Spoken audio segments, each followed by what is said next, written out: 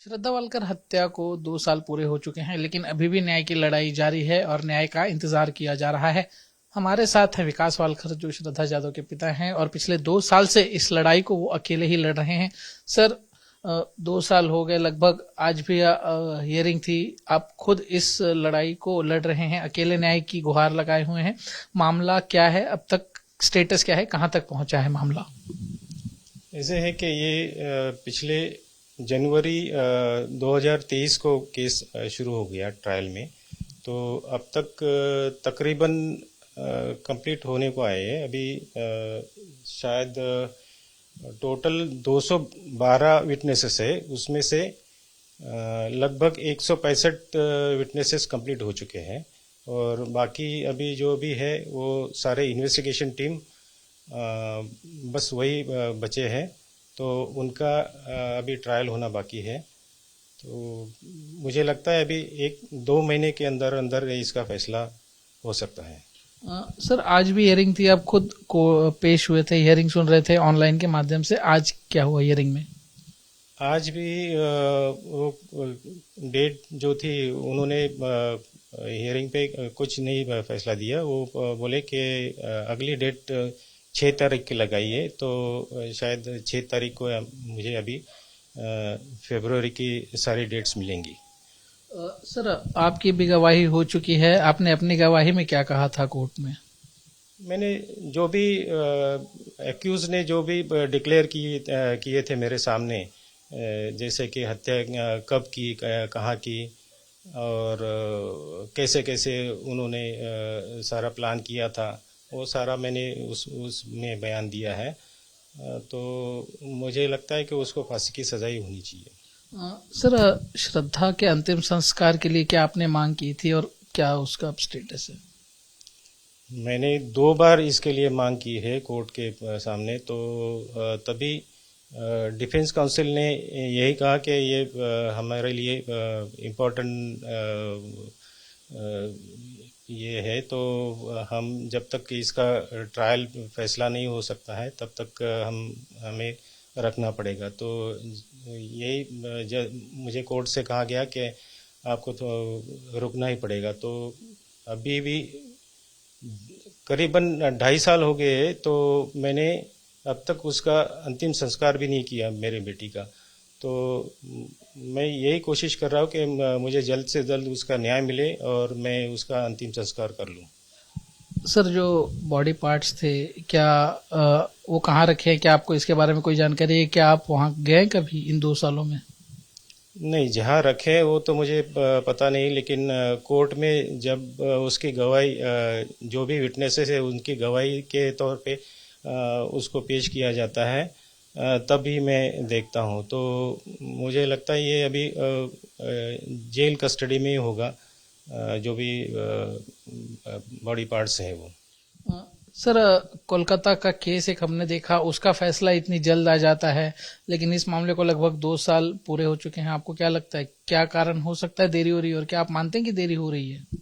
जी हाँ, बिल्कुल ये इसमें देरी हो चुकी है, क्योंकि जब से ये केस चल रहा है मैंने यही मांग की थी कि उसका फास्ट ट्रैक और वो भी टाइम बाउंड फास्ट ट्रैक हो जाए केस, और उसका जल्द से जल्द फैसला हो जाए।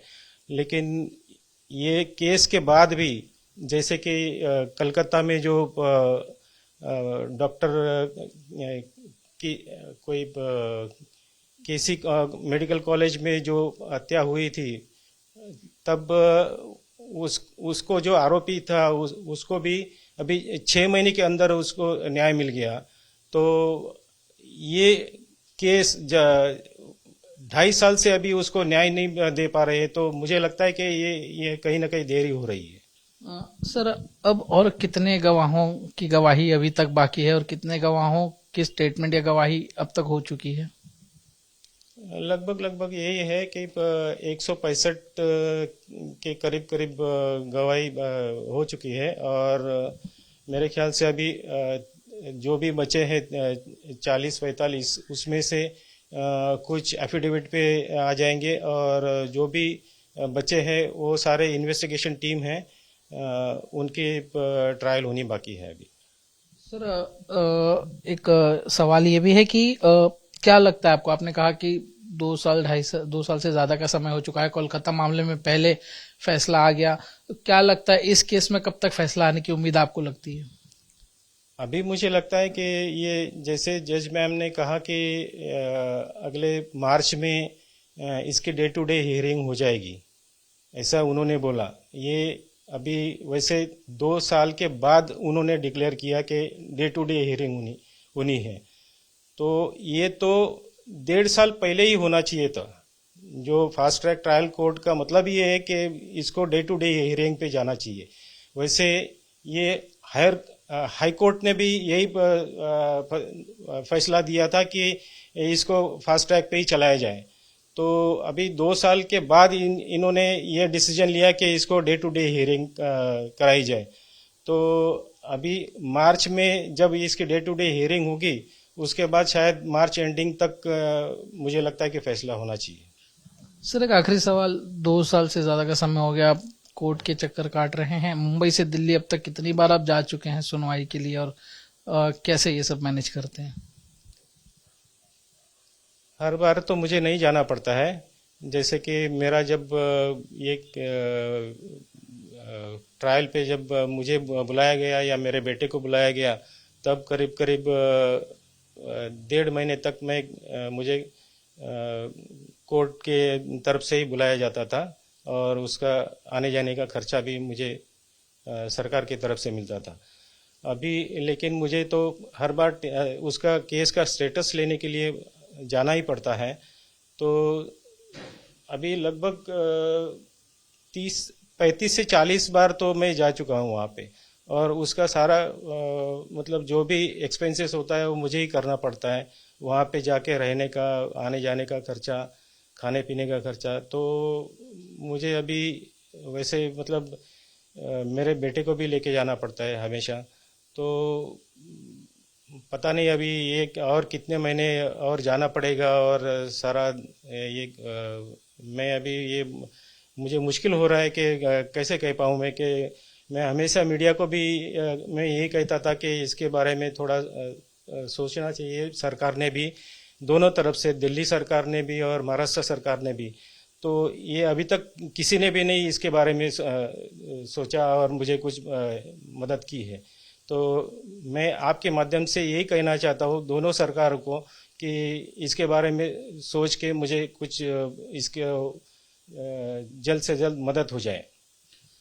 बिल्कुल। तो पिछले 2 सालों की इस न्याय की लड़ाई में सांत्वना तो बहुत मिली, अभी भी मिल रही है, लेकिन अब जरूरत है एक मदद की, आर्थिक मदद की, जिसकी अपील विकास वालकर द्वारा की जा रही है। और उम्मीद है कि जो उनकी मांग है, जो अपेक्षाएं हैं, जो इसमें लगने वाली मदद है, वो उन्हें जल्द से जल्द मिले। कैमरामैन साहिल चौहान के साथ दीपेश त्रिपाठी, वसई, आज तक।